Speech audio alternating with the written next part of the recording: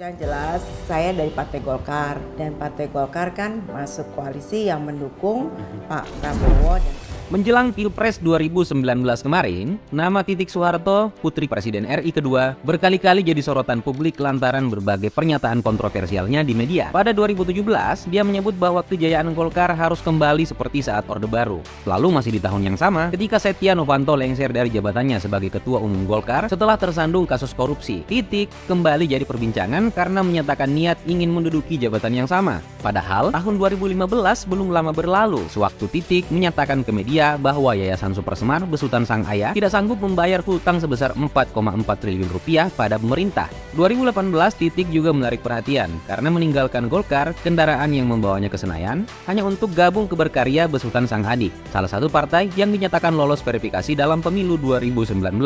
Serta berkoalisi dengan Gerindra, PKS, PAN, juga Demokrat untuk memenangkan pasangan Prabowo Sandi. Ini lantas ditengarai oleh beberapa pihak sebagai upaya keluarga Cendana untuk memulihkan dinastinya dengan menjual nostalgia dari era bapak mereka. Ini strategi yang naif mengingat brutalnya rezim Soeharto sudah jadi pengetahuan umum yang mudah diakses oleh publik sejak era internet. Jadi meski ada prestasi yang bisa dijual dari nama orang tua, itu tidak mungkin cukup untuk menutupi borok sang tiran di lain sisi.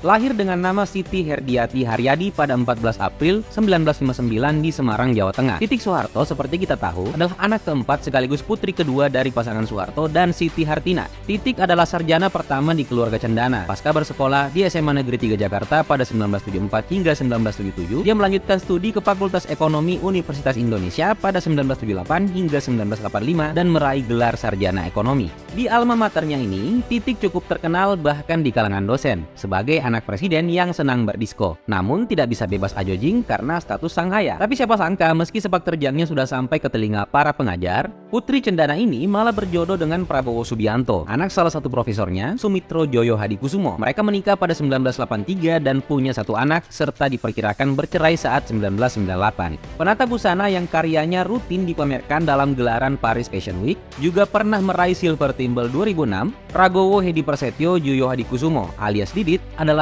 buah pernikahan dari Prabowo dan Titik.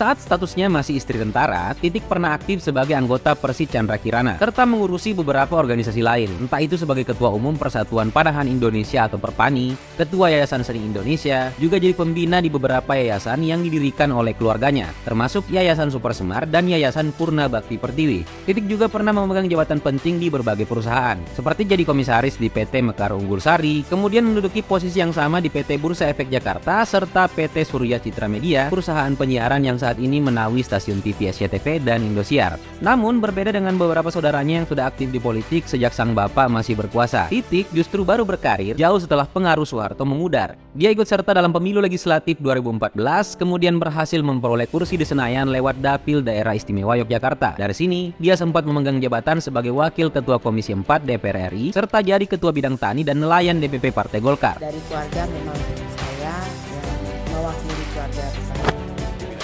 Entah apakah ini bisa disebut pencapaian atau tidak, tapi sebelum mulai terjun ke politik, Titik Soeharto pernah 2 kali tampil di depan publik selama Mei 2006. Pertama untuk menjenguk dan memberikan bantuan ke pengungsi Gunung Merapi, lalu di saat bersamaan menyatakan permintaan maaf atas nama sang ayah Soeharto. Sementara untuk penampilan selanjutnya, dia mengunjungi pengungsian di sekitar lokasi gempa Yogyakarta untuk memberi bingkisan 85 tahun Pak Harto ke para korban. Di sini, dia juga mengirim salam sang ayah ke para warga. Nah, hanya jarak sebulan dari penampilan itu, Titik kembali muncul pada 9 Juni 2006 sebagai presenter tayangan langsung Piala Dunia di SCTV. Namun ini hanya berlangsung sebanyak 3 kali pertandingan. Karena setelahnya, SCTV banjir kritikan dari para penggemar bola yang menganggap kemunculan Titik hanya jadi gangguan, sebab dirinya tidak punya kompetensi sebagai pembawa acara. Sejak saat itu, Titik tidak pernah muncul lagi selama gelaran Piala Dunia. Tapi menurut pihak SCTV, itu bukan terjadi karena tuntutan pemirsa, melainkan masa kontrak anak Soeharto itu hanya berlaku untuk 3 pertandingan. Dari sini akhirnya muncullah rumor bahwa alasan Titik dijadikan presenter oleh SCTV adalah sebagai imbalan karena telah menalangi 25% dana pembelian hak siar Piala Dunia 2006 sekaligus upaya keluarga Cendana untuk kembali dalam pentas politik tanah air.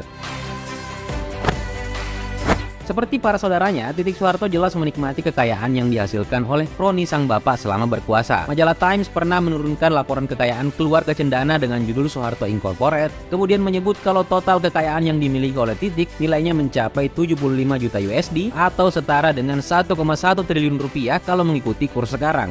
Dalam laporan itu juga disebutkan bahwa Titik adalah penyuka merek desainer ternama seperti Harry Winston, Bulgari, dan Cartier. Lalu sebagai penggemar produk Hollywood, dia juga dikabarkan pernah berdansa dengan Steven Seagal saat aktor gondrong itu mengunjungi Bali dalam peresmian Planet Hollywood pada 1994 lalu. Kabar lain soal kekayaannya juga pernah tersebar beberapa tahun silam. Tepatnya setelah 27 Juli 2005, pengusaha Henry pribadi melalui perusahaannya PT Cita Bumi Sakna melepas seluruh kepemilikan sahamnya di PT Surya Citra Media Tbk atau SCMA sebesar 25%. Ini adalah induk perusahaan Surya Citra Televisi atau SCTV, tempat Titik jadi komisaris.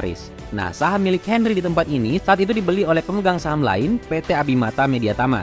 Jumlahnya setara dengan 473.437.500 lembar saham dengan harga 1.225 per lembar saham. Jadi bisa dibilang kepemilikan saham SMA di tangan Abitama jumlahnya sudah mencapai 77,49% dan publik hanya 22,51%. Well, kejutannya, Titik juga menduduki posisi komisaris di perusahaan ini.